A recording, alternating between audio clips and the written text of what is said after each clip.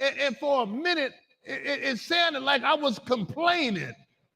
You know, I was like, man, get your butt up and get it in gear and get your energy together, you know, and enjoy your day. That's what I'm learning to do. I'm learning to enjoy my days. Because I don't know, man. I could die tonight. If I die tonight, I ain't going to be mad. Because I enjoyed my day. You know what I'm saying? I ain't spending my day complaining. I'm speaking from a spiritual side. I'm speaking for a spiritual side. Yeah. I ain't superstitious no more. That's superstitious you talking about. That shit don't bother me. I don't know how many black cats have crossed my path. And I'm still here. I don't know how many mirrors I've broken. And I'm still here. I ain't superstitious no more. That's for somebody else. Yeah. I got a different belief. That's right. I got a different belief. You know what I'm saying? Man.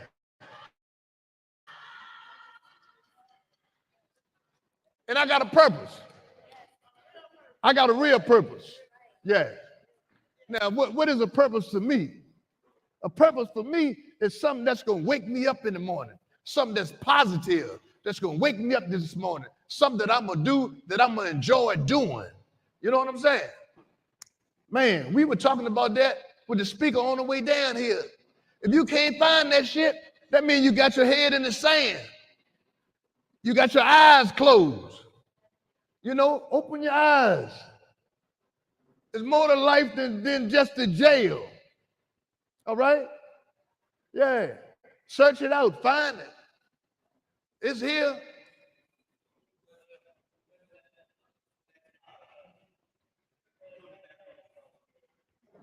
How the brothers doing? Brothers good? One day at a time. Take that thing one day at a time. Had that conversation. I done did one day at a time. 1 week at a time, 1 month at a time, for goddamn it 6 years. You know what I'm saying? One day at a time for 6 years. And I'm still here. It ain't gonna kill you.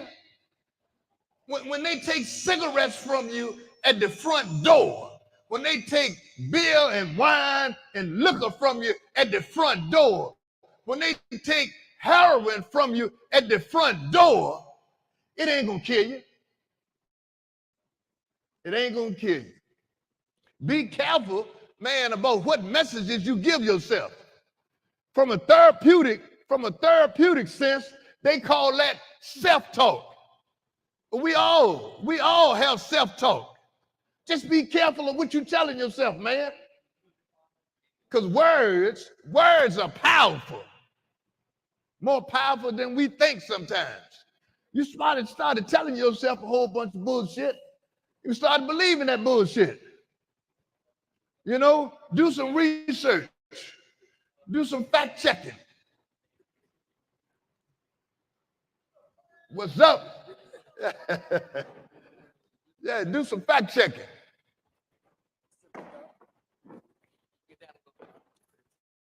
I don't know who started that saying, you know, but that shit is appropriate. Keep it real. Keep it 100. Because I'm telling you, a whole lot of us, is like, we can't use keeping it 100. We better go with keeping it 60. You know what I'm saying? Keeping it 65. You know what I'm saying? Because we ain't real with our shit. You know? We ain't real with it.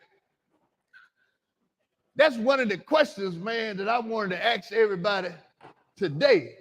Soon as they fill in, you know, I got a question, man. Every now and then.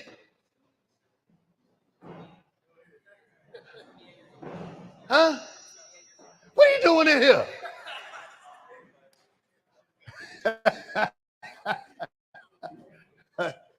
Yeah. Yeah. Keeping it real.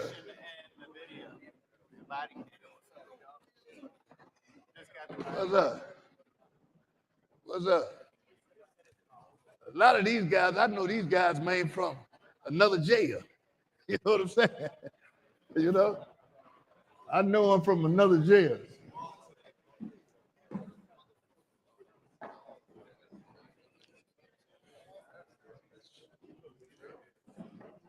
Five more.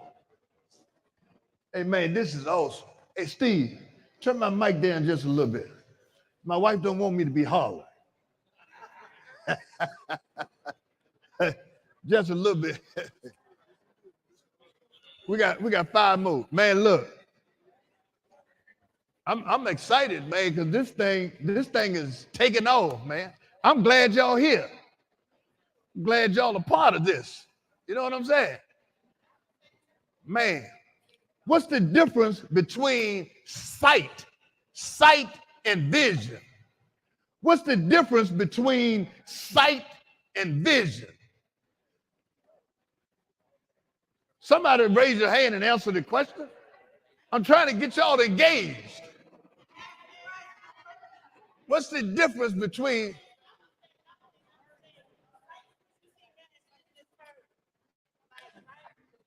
Good answer.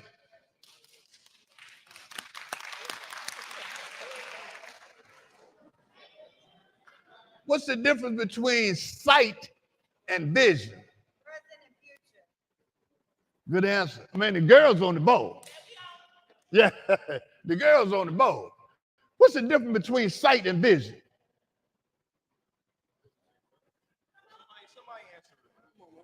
Yeah. Come on, Mike. Kill it, Mike. Kill it, Mike. Sight is when you foretelling something. No. Right? Vision. Sight is when you foretelling something. Or sight, vision. Oh yeah. Well, sight is when you can really, I guess, when you can see it and to have a vision is just clearly.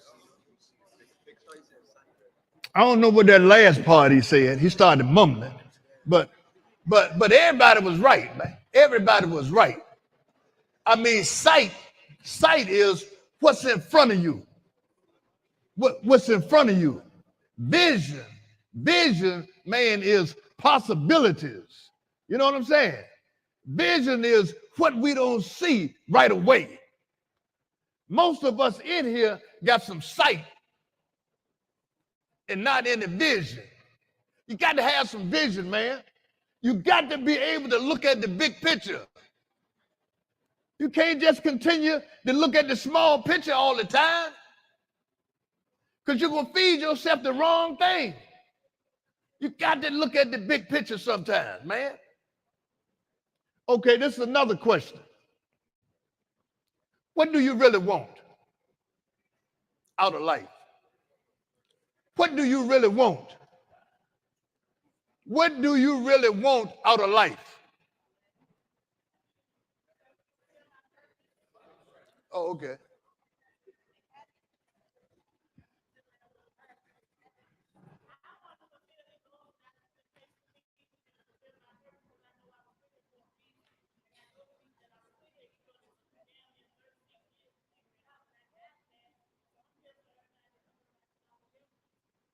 I like her positiveness, the positivity. You know, I don't know if all y'all can't hear all the answers, but yeah, that was spot on. That was 100. You know, and your purpose for being here is, it's important, man. It's important. We got to learn to stay focused, man, on what the hell we doing, right? But I like to say this, man. If we don't know what it is that we want, a backwards way of finding out what it is that we want is to find out what we don't want, right? Reverse psychology. Find out what we don't want. Me, years ago, when John was coming down Richmond City Jail carrying the message, what I didn't want anymore was to continue to come back and forth to jail.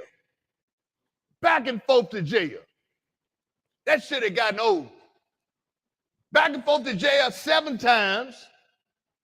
7 times. Then I did a bit. 6.5 years. That shit had gotten old. I know I was capable of doing more than that. Now, I got to tell you, some of us think that all we're going to be is a dope fiend for the rest of our lives. And you know what? Man, if you make that choice, so be it.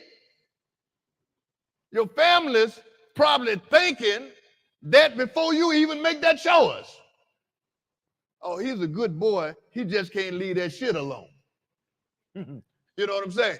Oh, she's a good girl. She just can't leave that shit alone. You know? And I mean, that's it, man. Find out what it is that you don't want. And you eventually stumble upon what it is that you want. I ain't want to go to jail no more. Somebody said, man, go to some of them meetings, man. Go to some of them NA meetings. I ain't know what NA was all about. Go to some of these 12-step meetings. And that's what I started to do. That's what I started to do. Somebody said, get involved. Get involved in some service work. Start helping somebody. I mentioned earlier about the spiritual side of the program. Non-spiritual side is I is all about me. Spiritual side is we can get it done. We always need some help. I don't care who it is. You need some help. That's the spiritual side of this thing. You know, this thing, and hey, look, I'm good. I can do it all by myself. Don't be surprised. Don't be shocked when you have to reach out to somebody for help. When you have to take advantage of some of these resources that are around here to help you to get to the next step. Programs work, man. Programs work. Take advantage of this shit that you're doing now. Or take advantage of this stuff that y'all doing now. Because this stuff works, man. A lot of people done been through here. You know? But anyway, man, I'm excited because, man, look, y'all see our corner over there? Man, some people, man, they are excited themselves about coming in here. First person I'm going to call up, is the guy himself, John S.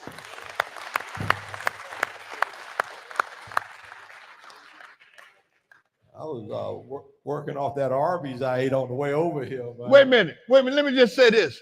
I asked y'all earlier the difference between sight and vision.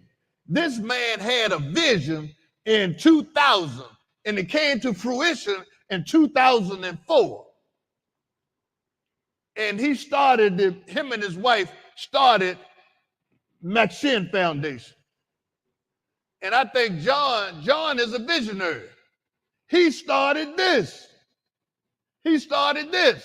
Let's do this. You know, man, look, y'all gonna be, hey, I'm gonna just throw some numbers out. To him, John. Yeah. Last week, this thing went out to 340 some different jails and institutions.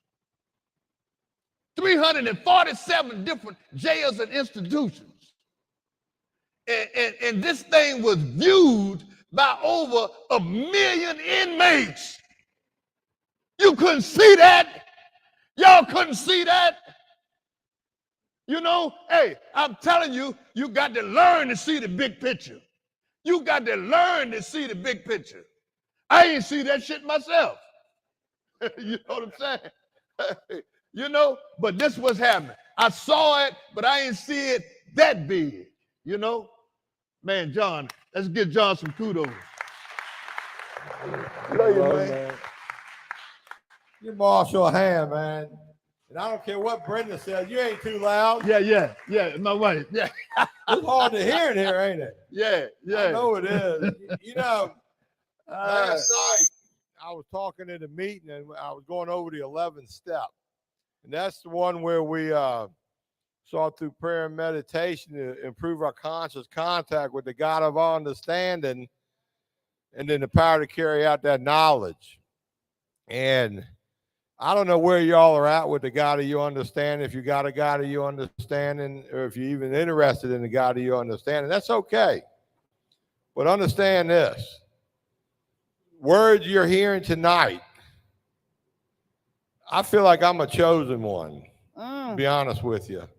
And you don't go to your first 12-step meeting at age 23 years old and stay clean over 41 years and end up here at Henrico jail at the bequest of the sheriff, who I always thank and give praise to for letting us up in here. That's right. But if people like us were chosen to get clean and do the work, and we're in here carrying that message of hope that you can stop using drugs, lose that desire, and find a new way to live, y'all were chosen to hear this message. That's right. Now, whether or not you accept that, that's up to you. Ooh. But understand, you have been chosen to hear the message of hope. And it's a good message. It's a real message, and that message works.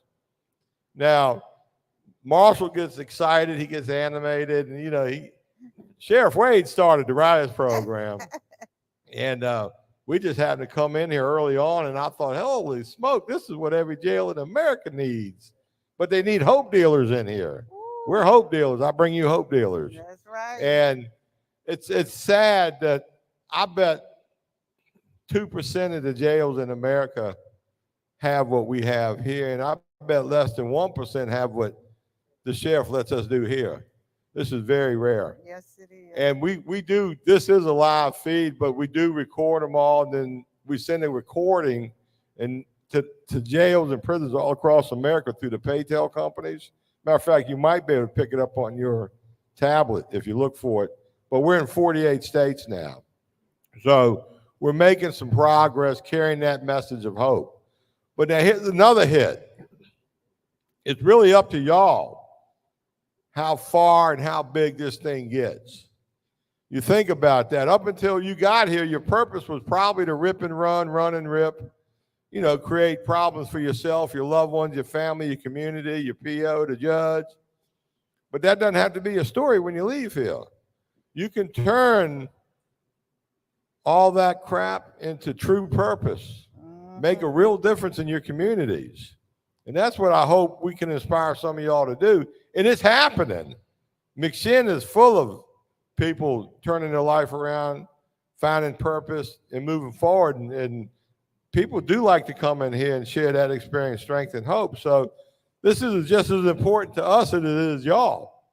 And I'm so privileged and honored and thrilled to have such an attentive group of people who I know most of you really want what we got.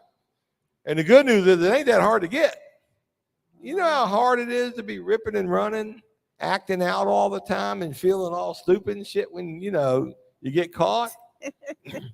I mean, your records don't have to be anymore. You want your records to be like me and Marshall get, recovery records, you know, the good stuff.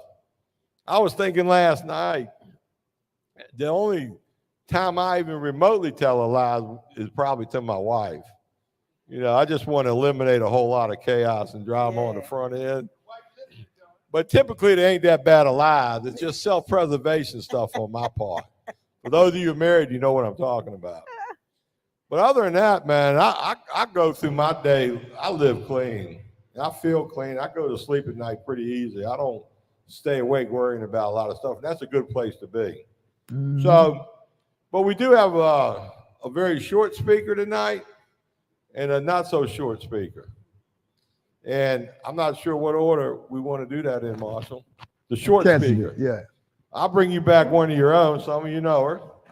She did a great job cleaning my office when I was away for 2 weeks on a European vacation. That's why I missed y'all last time we were here. But come on up, Cassidy.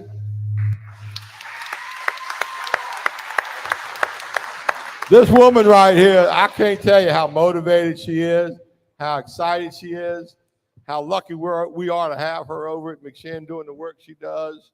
And she said earlier she didn't know if she could say much or say anything. And I said, I ain't never met a woman couldn't talk. So you ain't going to make a liar out of me. Put the mic to your thing. Can you hear me? Okay. I don't like talking mics. I'm Cassidy. I'm a recovering addict, and my Henrico jail number, I still remember, 000470695. So what that means, I'm one of y'all. I'm not too far removed from y'all. I came home August 24th of this year from prison, and I've been at McShin ever since. And I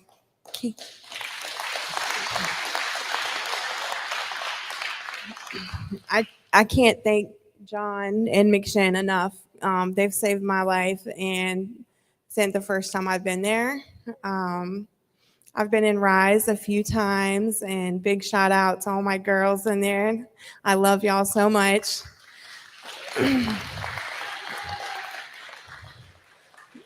I've been in and out of recovery for 15 years, and I've had years of clean time.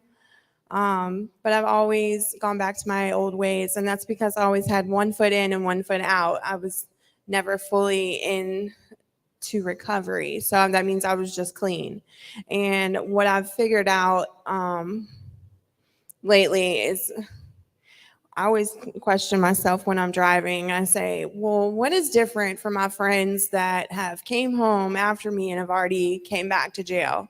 What am I doing different? And what have they done different? And the biggest thing that sticks out to me is that they've done it on their own and they don't ask for help and they think they've got it. And I've been that person so many times. So what Marshall said really hit the spot for me. He said, there's so many people out here and resources that are willing to help you. And that's what's helped me. So stay plugged in. And when you guys come home, because you all will, please get involved in recovery, whatever pathway you choose. And if you've never lived in an RCO, it's like the best thing that's ever happened. I've been in so many of them, but McShin is the one that always makes me really focus on myself. And there's a reason why McShin started and all these people that branched off McShin, because McShin's the best. Anyways, I love you guys. And I know the holidays are rough, but you guys can do this. Keep your head up.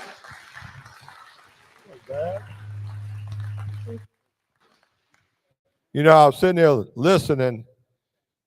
You don't have to raise your hand, but some of you are dope dealers.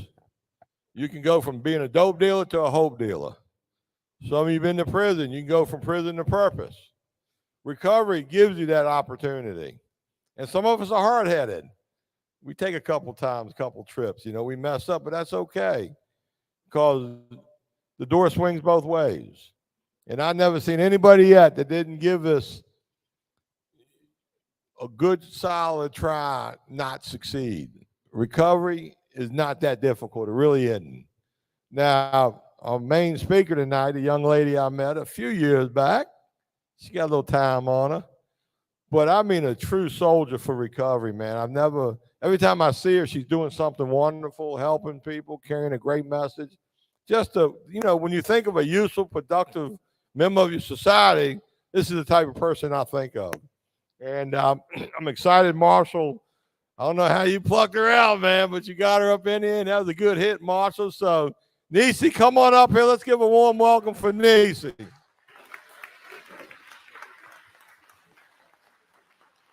I love you, John. Addict named Niecy. Can y'all hear me? That's what you're speaking into. Okay. Addict named Niecy. A recovering addict, glad to be here on a wonderful sunny day. And early when I got up this morning, I was so grateful, so happy because the sun was shining and it was looking beautiful outside. And I didn't have to look for $1. I didn't have to look for no way to try to get high. I was like, thank God I can enjoy this sunny day. I'm going to share with you all that y'all know I've been to jail. That's what we do. We go to jail, right? John talked about the 11th step, and he talked about through prayer and meditation. And what my experience was, I'm not going to get into it, but I came to jail with a lot of guns, and I ain't going to get into the rest. But God saw fit for me to come home, and I came into Narcotics Anonymous. As a matter of fact, I ran into Narcotics Anonymous because I was scared. I ain't want to come back to jail. So I stayed in Henrico jail for 21 days, and I had a dope habit so bad. You know, they don't like to take you to hospital. So I was throwing up so much. They was telling the guys, and y'all gotta take the lady out here. So they took me to Johnson Willis, and they admitted me and took me to ICU, throwing up on all the doctors and everybody because I had a terrible habit. And as I laid there, I felt so bad because I had shackles on my feet in ICU. Mama came to see me, and I was so embarrassed. And my mama was just crying. That's the only thing I can remember. And I swear for God that once they let me out, I won't go get high no more. You know, I said, I done had enough. I ain't gonna get high no more. But I remember where a package was when I got out. And I remember that it was some dope left. And so I didn't know how to deal with my disease, right? And so I didn't tell nobody that I knew that I had a package left with some heroin. And I didn't tell nobody because if I told somebody, they would have helped me not to use. So I kept it to myself. And I went and I used one more time. And after that, I said, oh no, I'm going back to them meetings where them people are staying clean and doing the right thing. So I started all over again, letting you know that if you fall off, you better jump back on before it's too late. So I jumped back on real quickly, and I started making 90 meetings in 90 days. I didn't have time for no more excuses. I just raised my hand one day and I said, everybody in my mama's house use, and I don't know what to do. And they said, go down there to the shelter. I said, I ain't going to no shelters. Y'all crazy? I don't live in no, I'm a fly girl. Is you crazy? They was like, if you want to stay clean, you got to do what we say. So for once, I did what they say, and I went to the shelter. I didn't tell my mother because she wouldn't understood. And that's when my recovery began. I went to the shelter and I made meetings before I knew I had 90 days because I was staying around different people. I didn't contact any of the same people. This was a new way of life for me. It was uncomfortable, but I knew I had to do it.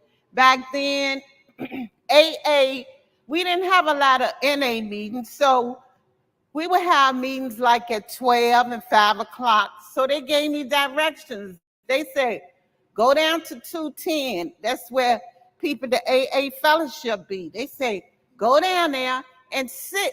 You don't have a job. Go down there. Don't go down there asking them old men for no money. Drink your coffee, sit down, and wait till an NA meeting start. I was like, y'all don't tell me what to do. They said, don't you want to stay clean? I said, I sure do. They said, well, you need to follow and do what we tell you to do. So that's what I did till I got a job.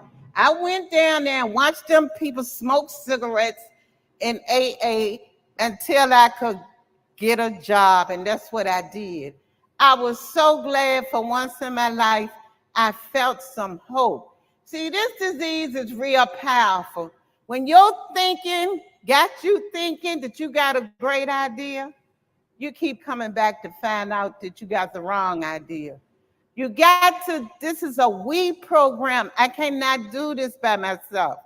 I have a sponsor, they have a sponsor, they have a sponsor. I've been clean 32 years.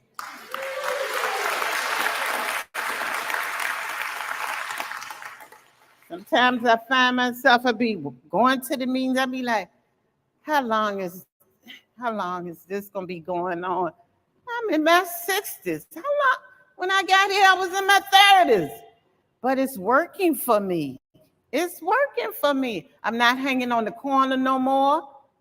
I don't hang on the corner. No, I don't. It's not attraction for me. I don't want a dope dealer. He can't help me. I can pay my own bills. What? Me? Pay my own bills? Because see, I had a codependency issue and they was taking care of me before I even picked up. So at 10 years clean, I said, no, I ain't taking nobody else's money. I'm gonna start learning how to pay my own bills.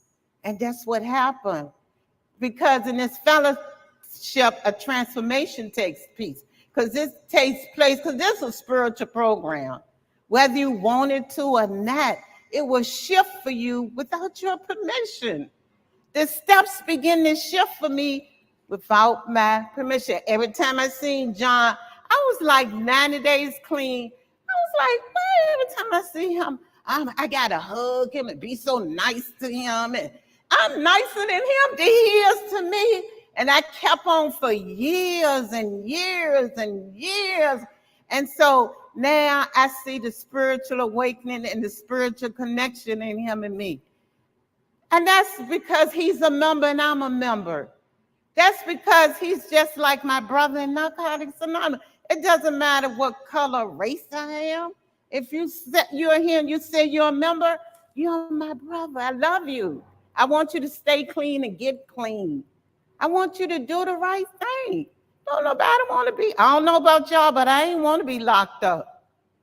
They came too late. I hadn't got my shot on. I had to go to jail sick. I was like, oh my God, I don't never want to experience that again in life. Recovery, when we came around Marsha and John, people could tell us or suggest to us what to do. Now you tell somebody something, they be like, she ain't talking to me. I don't know who she thinks she talking to. You know, but we just keep coming and keep loving on you because I was trained a certain way. And I'm not going to break the way I was trained.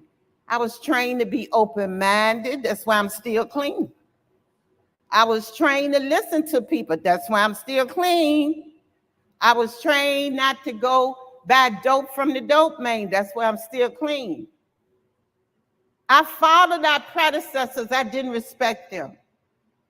Y'all showed me a vision and a pathway to stay on the recovery and not to mess this thing up. Because once I don't want to relapse. The 11th step told me that it was God's will for me to stay clean, not for me to relapse. So if I'm in prayer and meditation like the 11th step saying, and I'm praying to God, I'm praying to God, because John touched on it a little bit, I'm going to need a God. This is a spiritual program. I don't want to scare nobody back up off you. It takes some of us a long time to get spiritual, but it's okay because you're going to need a God because a lot of things going to happen.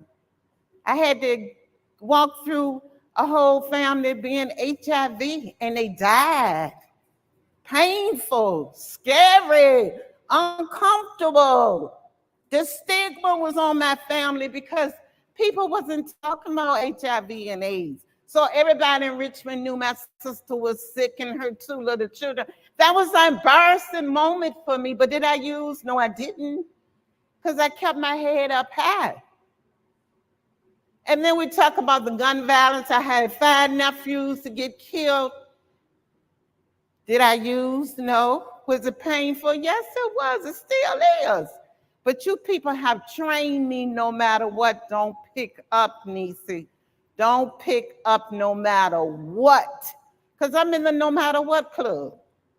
That means that I don't care what happened, I can't use.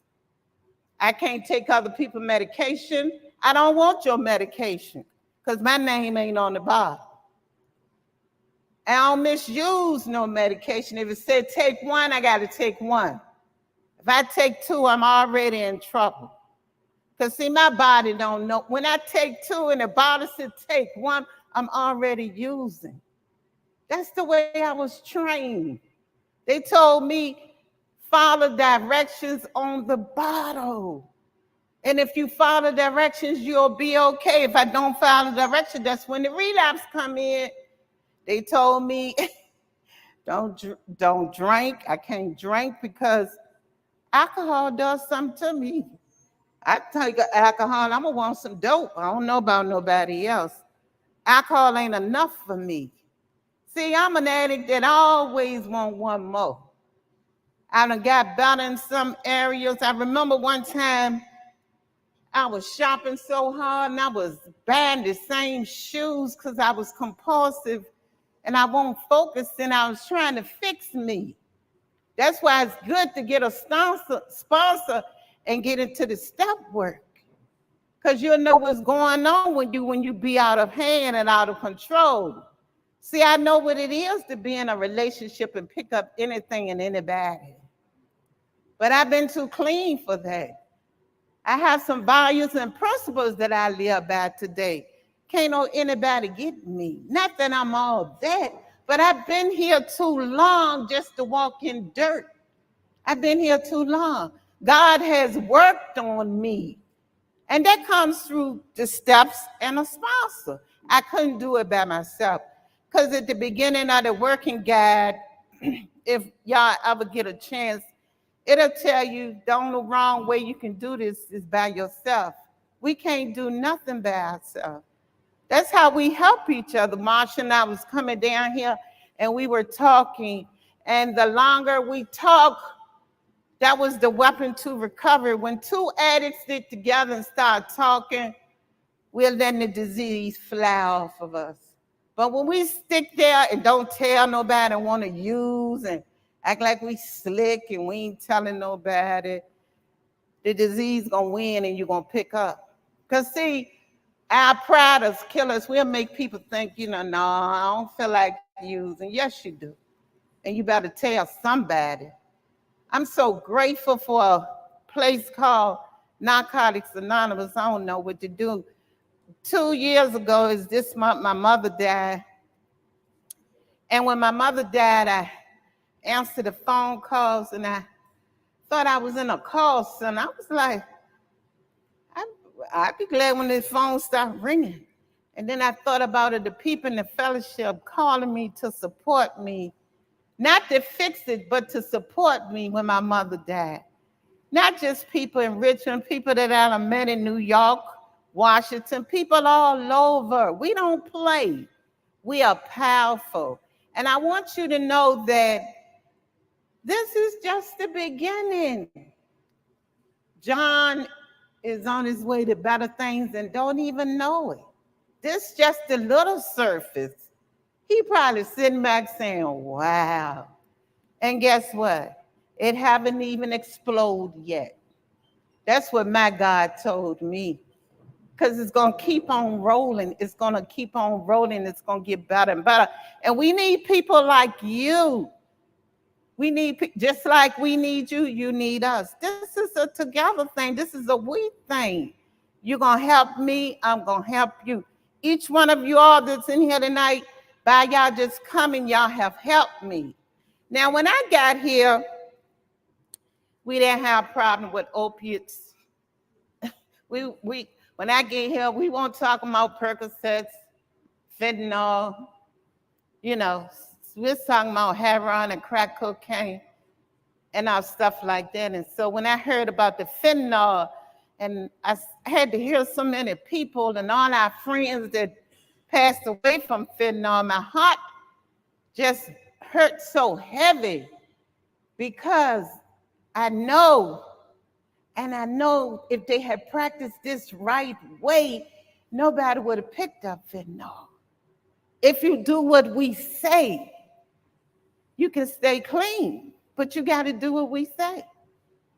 You got to listen. You got to do what we say. You can't tell yourself, well, I'm going to go, just get one beer and I'll be all right in a little while, yeah, I go with him, but he just sell dope, but I ain't going to go with him when he sell dope. I remember when I first got clean and the guy he was hustling, and I used to go to the meetings and pick up the literature, and I said, every time he go to the table, I be reading the literature just for the day. I'm not gonna pick up just for the day. And then I find myself using right at the table with the literature in my hand, because I was in denial. And I had a great idea. As long as I have the literature with me and he cutting up dope, I ain't gonna pick up. And I was well on my way, and it took me 3 years to come back to the fellowship. I said, I ain't gonna do that one no more, and I didn't. So when I came back, I said, I quit him. He went to jail, and I left him alone, and that's how I began to get clean. I didn't write him in jail because I knew he was a trigger for me. So I left him alone, and he left me alone, and I started to recover. A lady, I'm 32 years, I think she's 35, 36. Anyway, I called her because I knew she was in this program, and I said, don't you still go to them meetings? She was like, sure. I said, well, can you tell me what to do? Because I'm trying to stop getting high.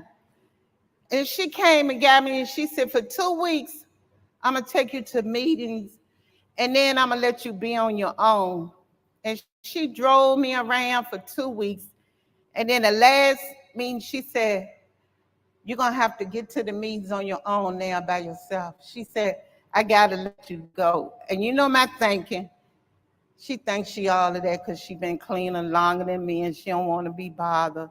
But she was trying to make me grow up and chase this thing just like I chased using. So what I did, nobody told me to hitchhike to a meeting. I ain't had no job, so I used to hitchhike to a meeting. Don't y'all do that? That's not good these days and time. But they told me to get numbers from people in the fellowship, and if I need a ride, ask somebody. But you know, the good old pride me and I ain't asking them people for no ride, and I don't know them, and I missed that part. And so now what I do, if somebody want to ride to a meeting, I give them a ride to a meeting. You don't have to give me no gas money, because that's not what it's about. It's about me helping the other addict. Long as you show that you're trying to get this thing, I'm going to be there for you. I want to say to everyone that the message is hope. If you just continue to walk in hope, you'll be all right. You have to remember that we are addicts. We can't do this thing by ourselves. We cannot do it by ourselves. Why you think we love each other? Because we understand. We understand why you keep going back and forth to jail. We understand why you keep using, been there, did that. Been there, did that. But the message is hope that one day you will be sitting up here, standing up here, carrying the message like I was. I never had a clue, being an inmate in Henrico jail, that I'll be right here today. But that had to happen in order for this to happen. So I say to you, buckle up, because sometimes the ride ain't gonna be easy. Sometimes you might get a very, very, very painful story, or something bad might happen in your family. So buckle up. But you got to remember one thing, that you're in the no matter what club. That means that I can't use, I don't care what happened. I don't care what happened.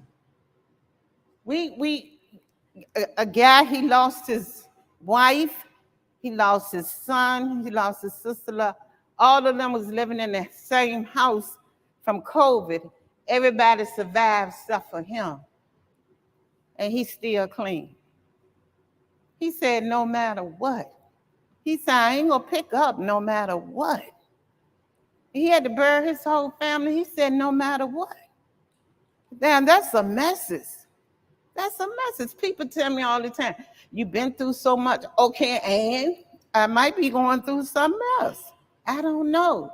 But I've been trained how not to pick up. You people in the fellowship have taught me how not to pick up. You say, if you won't pick it up, it won't get in you. You people gave me simple suggestions. Don't go over there. Don't give up 5 minutes for the miracle. A miracle is on the way. You a miracle. You don't have to be a dope fiend because your daddy was one. That's your choice. I didn't know I had a choice when I kept using. People was telling me you use because you want. No, I did. I said, no, I didn't. You had a choice, especially once you get introduced to this fellowship called Narcotics Anonymous. And the most beautiful part about this part is that you would develop friends of all different colors. You will begin to love people like you never loved them before. So I say to you again, John, thank you, because what God did, he gave John the step foot for to open the door to all of this, for all of us, one day at a time. So you can take it one day at a time, one moment at a time, and start your recovery. I want to say to you all, today you might have on a blue shirt for today, but one day you will be free. And I love each and every one of you.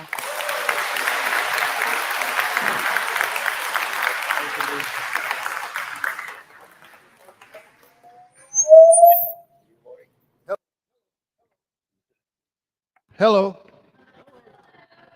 Hey. We got one more speaker. I'm gonna see how observant y'all are. What kind of vision you had. The night is woman's night. The night is woman's night. You know what I'm saying? Yeah. Somebody figured that out. Yeah. And with that, I'll give you Tanya. Tanya follow us, man, all over the place. You know what I mean? You got the mic? Oh, yeah. Yeah. Good. All right.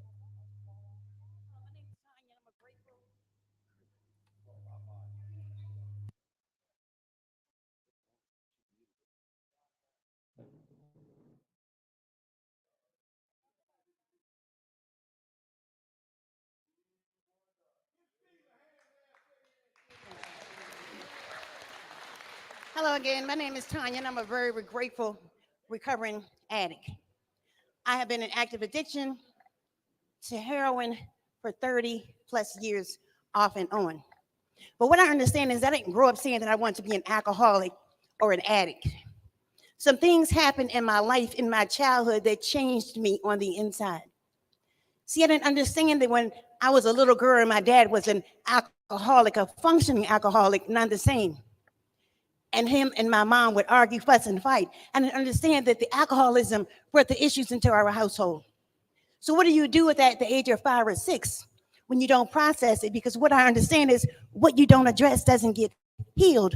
And if any of you are close to my age, you may have grown up in that household that said, what goes on in this house stays in this house. But what goes on in the house that stays in the house and stays covered doesn't get healed. So certain things happen. And then my dad dies when I'm 13. My security blanket left me. My dad, he was gone. So what do you do with that at the age of 13? This man who taught me how a man was supposed to love a woman and showed me what it felt like to be loved truly by a man. So that changed me on the inside. And now I'm operating from a place of insecurity, a place of fear, a place of lack of self-confidence. That big place for me, that place of fear, because I didn't want anyone to know that I was torn up on the inside as I grew up. See, most of us want to believe that the trauma, that's no respect of persons, happened to us when we were adults or in high school. We don't want to talk about the trauma that happened when we were those little kids, when that molestation happened, when that abuse happened, when that parent didn't come home anymore, when you were left alone, when that trauma really took place and that brokenness occurred in your life. And then I grew up and I go through other things in life, and what I did not address did not get changed. And then I have some kids. And I can dress the trauma up for a little while. I can dress it up with Donna Karan or Coach or Versace or Balenciagos or any of the things that my sons and my daughters like to dress or mask the pain with. But eventually, we have to take the mask off. And when I take the mask off and I take off the designer labels, who am I left with? I'm left with me. And I became my greatest critic. The person that I was in biggest opposition with was myself, because it was hard for me to forgive me for the things that I did in my life, in my children's life, and for not allowing that healing to take place because I didn't understand that I even needed to heal. But I serve a God. I serve a God. I had a praying grandmother and a praying mother, and I serve a God who was with me then, who's with me now, and if tomorrow comes, he'll be with me then. He says, Tanya, I will meet you in your place of need. whatever that place looks like. I will meet you in that abuse when you were 5 or 6. I will meet you at that age of 13. I will meet you on your job. I will meet you in that recovery program. I will meet you wherever you need me to. And he does just that. And what I understand today is I don't have to do this thing called life by myself. I know that trauma is no respecter of persons. It does not discriminate. It doesn't care if you're black, white, Chinese, it does not matter. It will touch any life. But if you want to get better, you can stop using drugs, but the only way to stay stopped is by doing your internal work. And we use I statements, and the only time it applies is when I understand that my recovery is my responsibility. I can only do my internal work and allow that healing to take place from the grassroots level. Now I need to open up, be vulnerable, because I don't want people to know that I'm dressed up on the outside, but on the inside, I'm torn up. I'm torn up because some things have happened to me in my life. And I don't want to go back or venture back to these dark places because I don't want anyone to know that I'm not okay, that I wasn't the best person growing up, that I wasn't a good mom, that I wasn't a great grandmother. I don't want anybody to know that shit about me. But until I had to understand that it's okay to be open and vulnerable, because when I'm open, I get the help that I need. God sends the right people. See, I don't have to sit at the table with all people, but the people that I'm able to sit at the table with, that I can eat with, those are the tables that I go to. Those people that can help me, those people that can help you.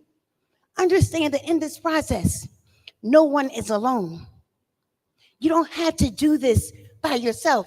AA, NA, home groups, sponsorships, meetings, they feed the external. But only we can do our own individualized internal work. If you want to get better, if you want some strongholds to be torn down, some generational curses to be broken, because see, now this thing that's happening in my life, this thing called jail or addiction or alcoholism, whatever it looks like, it doesn't have to happen in my children's life, because see, I may be that one that God has chosen to raise up. And now this thing is going to change because that shift is going to take place, because I'm going to do things differently. And now I understand that everything that's attached to me will win. When I win, everything that's attached to me, the people in this world that I love more than life itself, my children, my grandchildren, my mom before she leaves this earth, they too will be winners. As we get better, our families get better. And then the dynamics of our families will change at that point. So understand, put God first, yourself, and then your recovery. Don't be afraid to do your internal work. And don't be afraid to eat alone. I'd rather eat alone than have a man sitting with me that is broken also on the inside. Because 2 broke people do not a healed person make, or 2 sick people do not a healed person make. So until I can get right with me and love me just as I am, in spite of my flaws, the number of times I've relapsed, the number of times I've fallen down, when I can love me in spite of, then I can love somebody else. When I can respect me and set boundaries, then I can have respect for other people. But I can't expect someone else to do for me what I'm not first willing to do for myself. So today I'm going to be that lady. Today I'm going to be that lady who respects herself. Today I'm going to be that woman who loves herself in spite of. See, I don't need a man to tell me who I am when I know who I am, and more importantly, whose I am.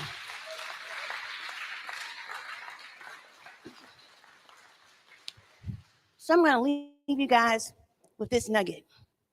Understand this. You can't do this alone. Get connected to AA, NA, find your home group, sponsorship, and understand that sometimes we take on human characteristics and we put them on God and say that God wronged us. It was this person and that person, but we blame God. God was the one who kept us. And that's why we're still standing. We're not victims, we're survivors, because we came through and we came out on the other side. And with that, I thank you guys. Have a good evening.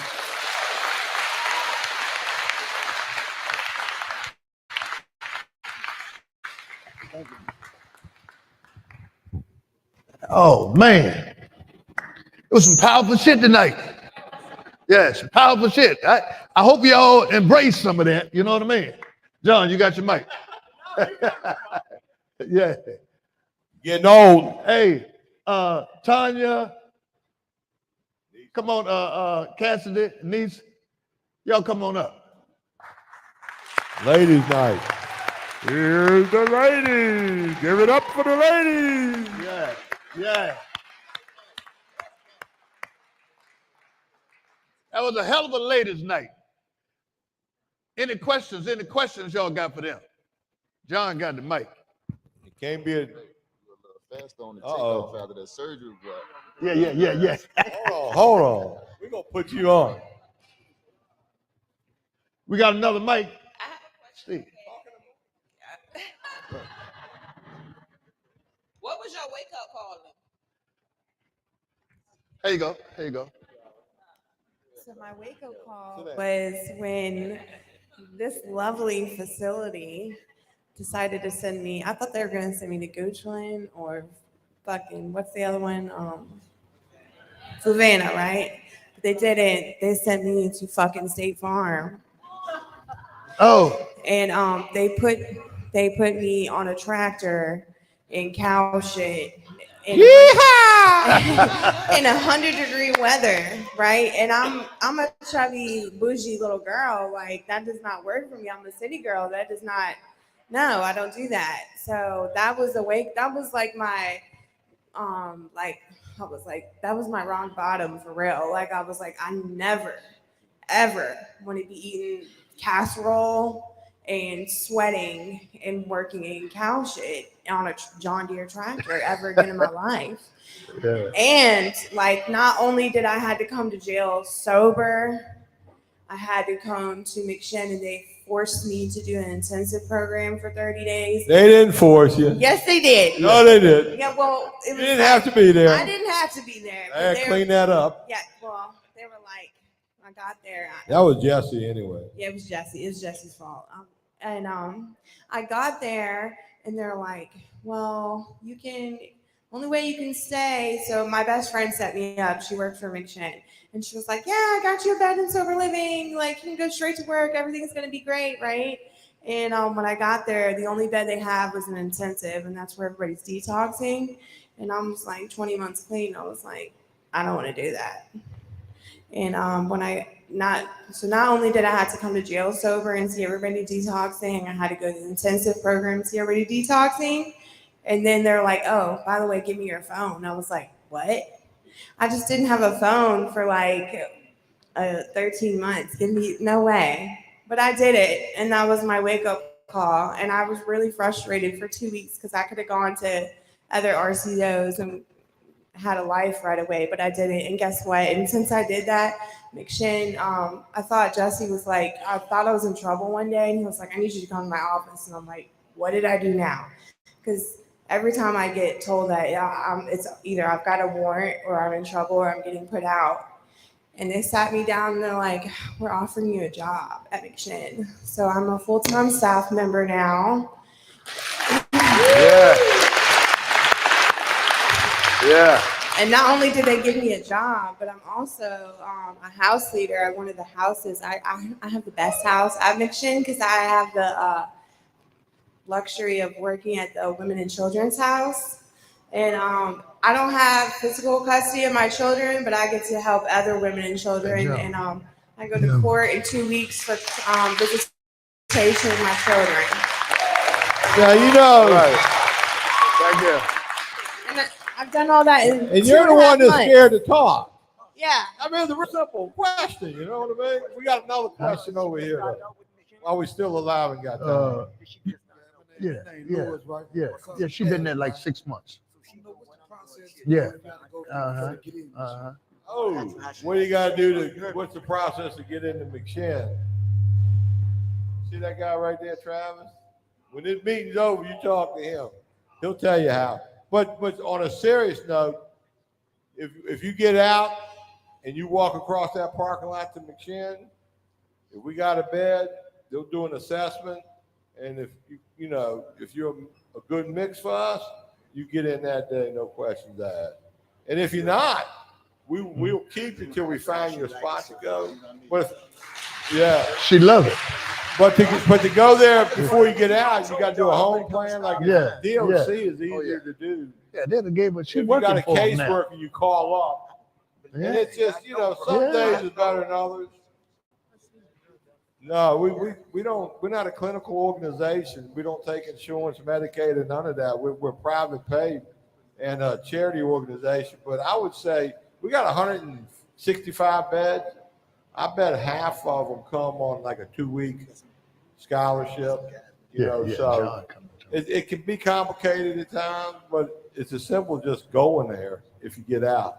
To do it in advance, remember Virginia's got thousands of inmates that are going to get out within the next 6 months.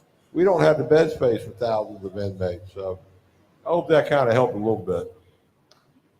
Now, of course, if you got money, you get at the front of the line. We got real questions?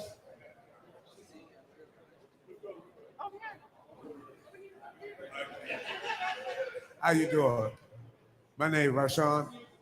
Hey, I got a question for Tanya. You remind me of my aunt so much, man. She gave me so much motivation. You know what I'm saying? You remind me of her so much, man. We used to go ride over Connell. My aunt got there. I used to love her so much. But that's all I want to say. You remind me of my aunt. That's a trick question. Yeah. We're doing questions. Hey, my name's Chang. Dirty dope fiend ain't Chang. Oh, can I hold it? All right. I'm a dirty dope fiend named Chang. And I was getting high there real bad. My mom, and my mama had died. And the lady, name is Tanya, talked to me when I was crying and I was ready to kill myself. And she saved my life. And I'll never forget that. Thank you.